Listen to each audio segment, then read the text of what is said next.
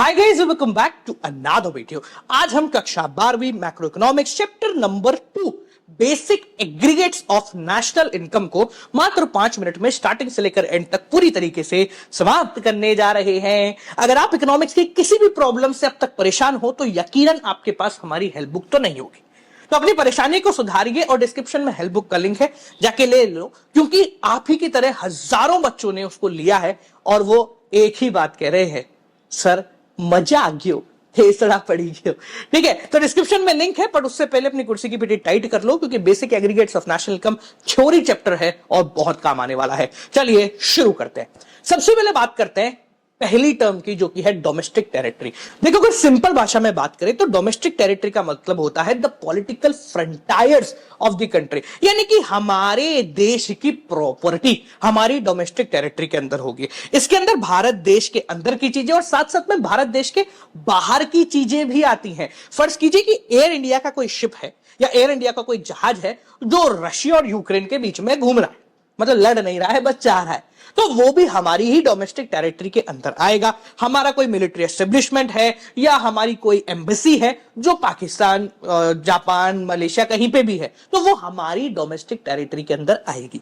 इसी प्रकार से भाई, अगर पाकिस्तानी एम्बेसी है जो दिल्ली में है तो वो हमारी डोमेस्टिक टेरिटरी नहीं है, वो उनकी है। तो सिंपल भाषा में डोमेस्टिक टेरिटरी का मतलब क्या हुआ? ऐसी चीजें जो मेरे देश के अधिकार क्षेत्र के अंदर आती हैं वो मेरी डोमेस्टिक टेरिटरी आती हैं, और वो बेसिकली वहां पर सामान जो है वो फ्रीली सर्कुलेट होता है। मतलब अगर हमारी इंडियन एम्बेसी को कोई सामान चाहिए तो वो सेल्स में काउंट नहीं होगा, बेसिकली ट्रांसफर ऑफ गुड्स में ही काउंट किया जा रहा होगा। डोमेस्टिक टेरिटरी के बाद जो सेकंड पॉइंट आता है वो आता है नॉर्मल रेजिडेंट। देखो, नॉर्मल रेजिडेंट का मतलब होता है सामान्य तौर पर रहने वाला, यानी वो व्यक्ति जो किसी एक देश में 1 साल से ज्यादा समय तक रुका है और यहां पर अपने सारे इकोनॉमिक इंटरेस्ट वाले काम कर रहा है। सर, ये इकोनॉमिक इंटरेस्ट वाले काम का मतलब क्या होता है? मतलब खाना पीना, नहाना धोना, खर्च करना, वो सब कुछ अगर यहां कर रहा है तो वो यहां का नॉर्मल रेजिडेंट कहलाएगा। जैसे मान लो कि मैं अभी भारत में रह रहा हूं, तो मैं यहाँ का नॉर्मल रेजिडेंट हूं, क्योंकि मैं तो बचपन से यहाँ पर रह रहा हूं और मैं सारे काम यहाँ कर रहा हूं। मान लेते हैं कि कोई एक व्यक्ति है जो 5 साल पहले यहाँ पर आया था अमेरिका से, वो यहाँ आके बस गया है। ठीक है, 2-3 साल उसको हो चुके हैं, वो यहीं खा रहा है, यहीं खर्चा कर रहा है, तो वो यहाँ का नॉर्मल रेजिडेंट कहलाएगा। याद रखें, नॉर्मल रेजिडेंट का मतलब नागरिक नहीं होता है। नॉर्मल रेजिडेंट का मतलब सामान्य तौर पर रहने वाला। आप सामान्य तौर पर कहीं पर भी रह सकते हैं। आपकी जहां नौकरी लगी है, किसी और देश में नौकरी लगी है, 1-1.5 साल हो गया, तो आप वहां के नॉर्मल रेजिडेंट कहलाओगे। इसमें कोई भी दिक्कत की बात नहीं है। इसी प्रकार से जो अगला पॉइंट है आपका, वो आता है सिटीजनशिप। अब इसको बोलते हैं नागरिकता। सिटीजनशिप मतलब एक लीगल कॉन्सेप्ट जो कि आपको उस पर्टिकुलर देश का नागरिक बताता है। अब नागरिक अगर आपको किसी देश का बनना है तो 2 चीजें होनी चाहिए, दोनों में से कोई भी एक चीज है तो आप उसके नागरिक हो। या तो आप वहां पैदा हुए हो, अगर मैं भारत में मेरा बर्थ है तो मैं यहां का नागरिक हूं by default, Aadhaar card pan card मेरा सब बनेगा। ठीक है, या फिर अगर आप वहां के नागरिक नहीं हो, वहां पैदा नहीं हुए, तो कुछ लीगल फॉर्मेलिटीज करके भी आप नागरिकता ले सकते हो। जैसे मान लीजिए मैं यूएस में ग्रीन कार्ड चाहिए तो मुझे एटलीस्ट 5 साल वहां जाके काम करना पड़ेगा, या फिर वहां की किसी गोरी मैम के साथ शादी करनी पड़ेगी। तौबा तौबा, शादीशुदा आदमी है ना, तो ये भी तरीका है, और उस शादी को 6 महीने तक रखना पड़ेगा एटलीस्ट, तो वहां का मुझे ग्रीन कार्ड मिल जाता है। अब बेसिकली सवाल ये उठता है, सर नागरिकता पाने से फायदा क्या होता है? जैसे भारत के अगर आप नागरिक हो तो आपके पास एक आधार कार्ड होगा। आधार कार्ड की इंपॉर्टेंस हमें नहीं पता है, पर किसी और व्यक्ति से पूछो जो यहाँ का नागरिक नहीं है, वो ना तो सिम ले सकता है, ना कोई ढंग का कुछ और काम कर सकता है। उसको फ्लाइट भी लेनी है तो भी उसको अपना सब कुछ दिखाना पड़ेगा और बहुत सारा खर्चा उसका एडिशनल हो जाता है। तो नागरिक बनने से आपको बहुत सारी फैसिलिटीज मिल जाती हैं किसी भी देश की। अब इसके बाद जो छोटे मोटे पॉइंटर्स हैं जो आपको फॉर्मूला बनाने में नेशनल इनकम के बहुत मदद करेंगे, उनके बारे में बात करते हैं। सबसे पहला पॉइंट है फैक्टर इनकम। देखो, पिछले चैप्टर में भी मैंने आपको समझाया था, फैक्टर इनकम का मतलब वो इनकम जो कि फैक्टर्स ऑफ प्रोडक्शन ने कमाई है। फैक्टर ऑफ प्रोडक्शन 4 होते हैं: लैंड, लेबर, कैपिटल, एंटरप्रेन्योर।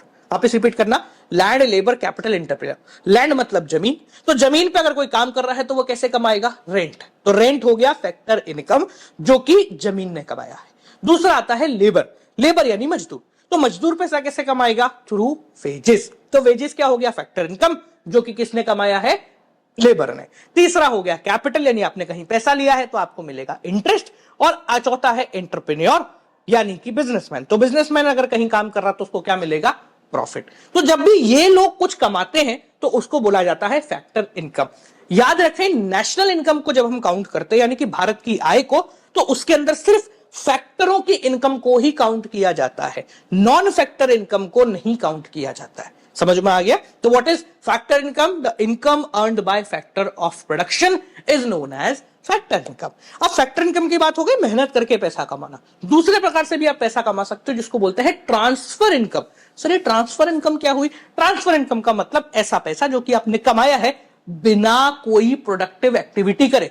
याद रखिए, मैक्रो इकोनॉमिक्स के अंदर प्रोडक्टिव एक्टिविटी को ही एक्टिविटी माना जाता है, यानी कि कोई प्रोडक्शन रिलेटेड। तो सर ऐसा कौन सा पैसा है जो हम बिना कोई प्रोडक्टिव एक्टिविटी करे कमाते?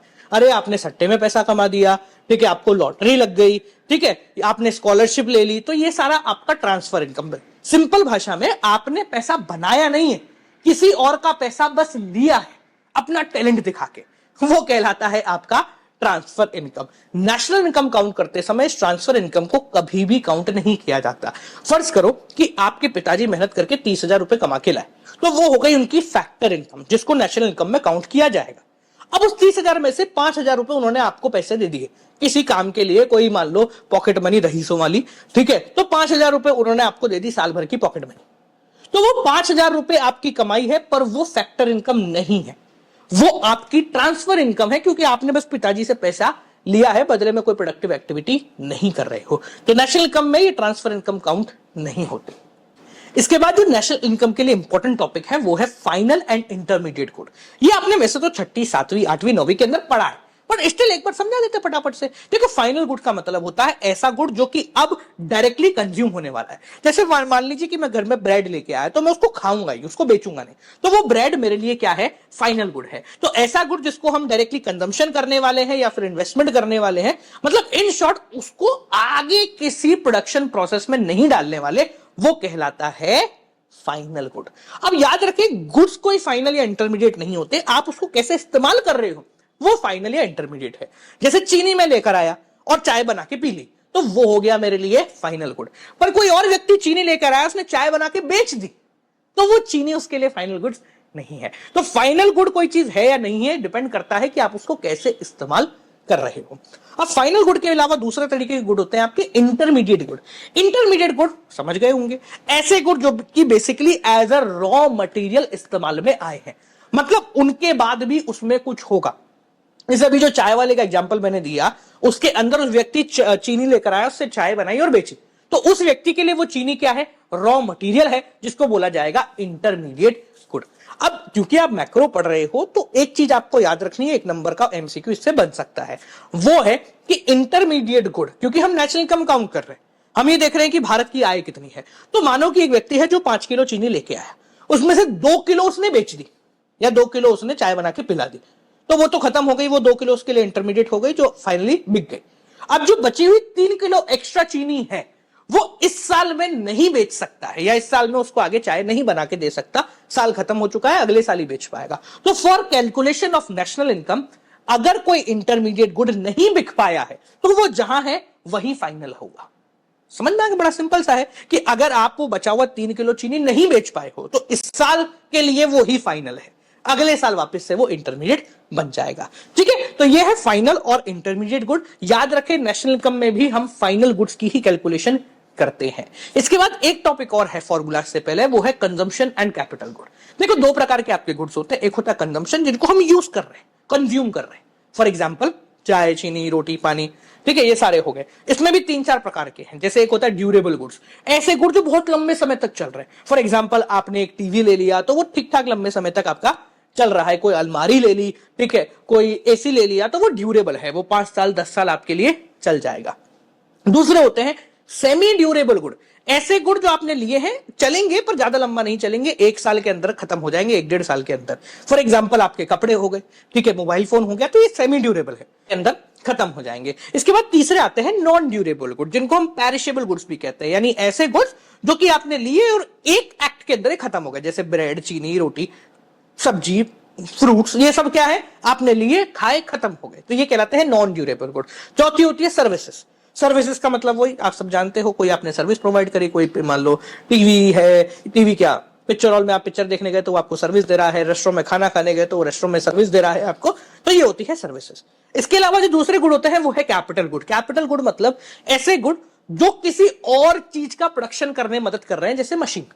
अब मशीन एक कैपिटल गुड है, सामान तो है, इस्तेमाल में तो आ रहा है, पर वो खुद कोई सामान नहीं है, उससे सामान बनेगा, तो वो क्या हो गया, वो हो गया आपका कैपिटल गुड। ठीक है, तो ये जो सारे छोटे छोटे टर्म्स अपन ने पढ़ी ना, ये सारी आपको एक एक दो नंबर के एमसीक्यू में बहुत मदद करेंगे। इसके बाद अब आ जाते हैं मेन खेल पर, जो है नेशनल इनकम के 3 फॉर्मूला। यहां पर हम उन 3 फॉर्मूले की बात नहीं कर रहे जो कि आप सोच रहे हो, यानी वैल्यू एडेड इनकम मेथड और एक्सपेंडिचर मेथड नहीं पढ़ रहे। नेशनल इनकम को शुरू करने से पहले 3 ऐसे फॉर्मूले हैं जो आपके दिमाग में फिट हो ही जाने चाहिए, जिसमें सबसे पहला फॉर्मूला है ग्रॉस एंड नेट का फॉर्मूला। देखो, जब भी हम कोई सामान खरीदते हैं तो सामान को खरीदते समय हम उसकी एक पर्टिकुलर वैल्यू देते हैं। ठीक है, जैसे मान लो कि मैंने ये माइक खरीदा, तो ये माइक कॉस्ट करता है अप्रोक्सीमेटली 30 to 35,000 रुपीज का। ठीक है, तो मैंने इसको खरीदते समय 30,000 रुपए दिए। तो जब मैंने इसको खरीदा तो इसकी ग्रॉस वैल्यू मेरे नजर में कितनी हो गई, 30,000 रुपीज, यानी कि इसकी परचेज वैल्यू। अब इस माइक को खरीदे हुए मुझे 2-3 साल हो चुके हैं।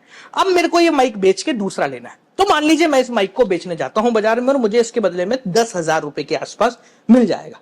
तो ये जो 10,000 रुपए है, ये कहलाती है इसकी आज की वैल्यू या फिर नेट वैल्यू।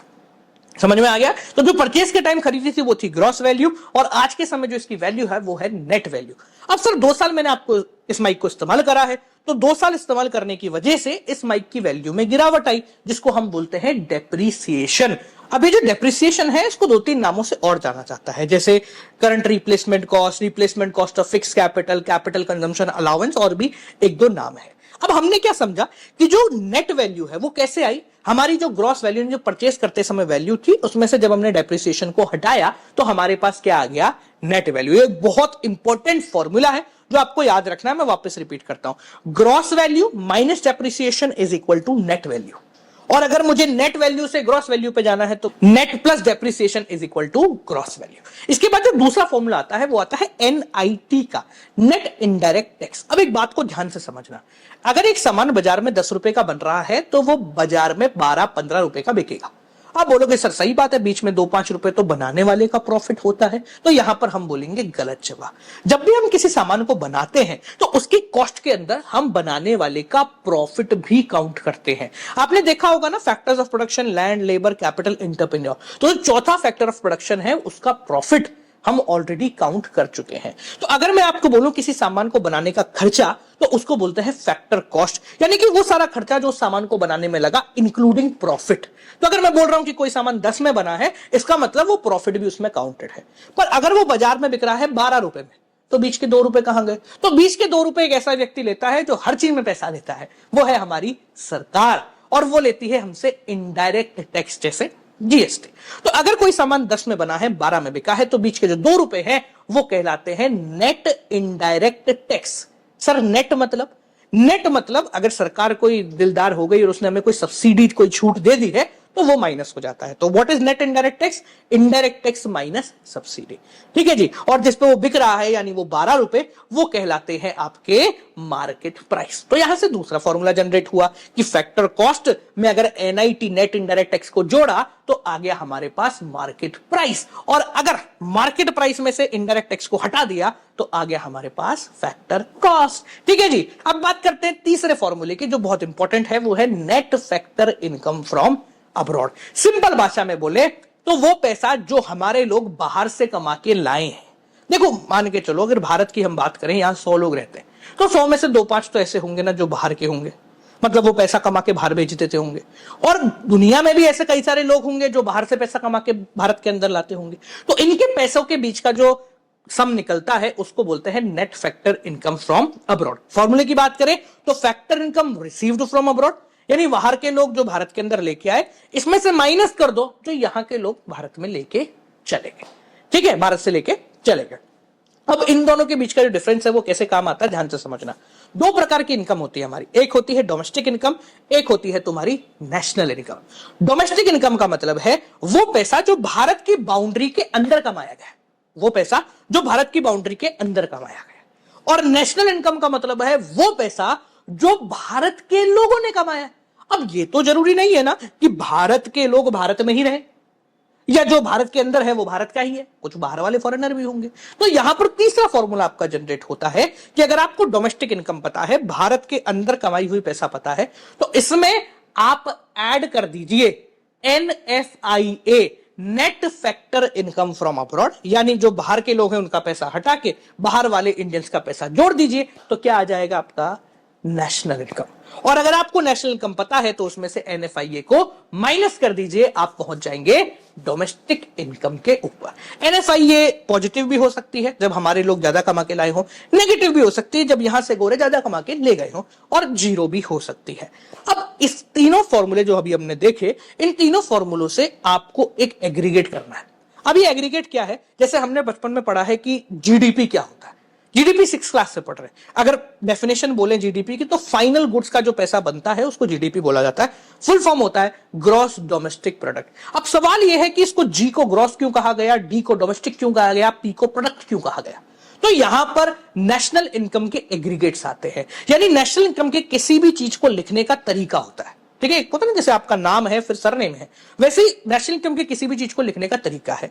ये तरीका कैसा है, ये तरीका 4 स्टेप के अंदर बनता है। सबसे पहली स्टेप, जिसपे 2 एलिमेंट आ सकते हैं, या तो ग्रॉस आएगा या नेट आएगा। जैसे जीडीपी में जी आता है, यानी कि वो बन गया ग्रॉस।